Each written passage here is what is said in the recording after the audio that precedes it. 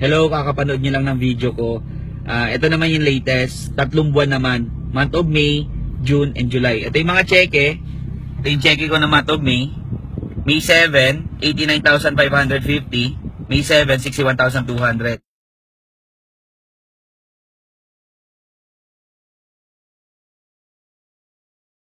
May 28, 90,900. 41,400. For the whole month of May, kasama yung gift certificate, ang total ko 741,900 for the whole month of May. May June pa. June 4, 104,850.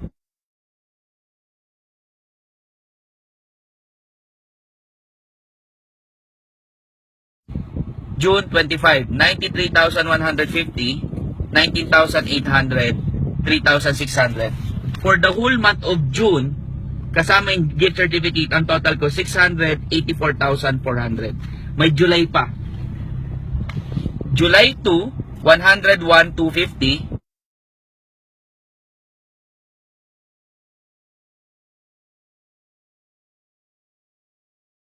July 30, 93,600, 18,000. July 30.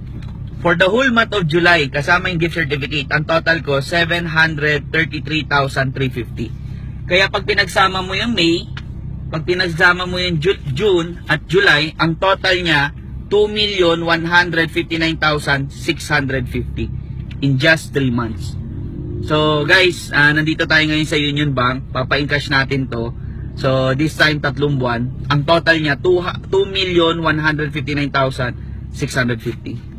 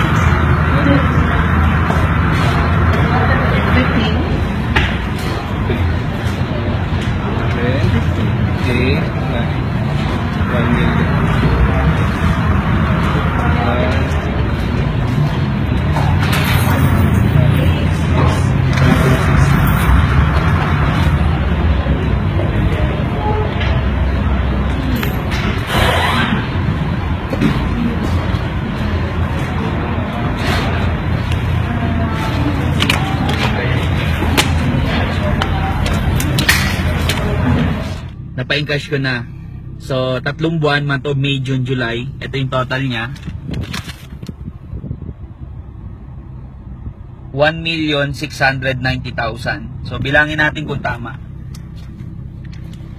1, 2, 3, 4, 5, 6, 7, 8, 9, 10, 11, 12, 13, 14, 15, 16, plus 90,000. So, ang total niya, 1,690,000 plus, may kasama pang gift certificate.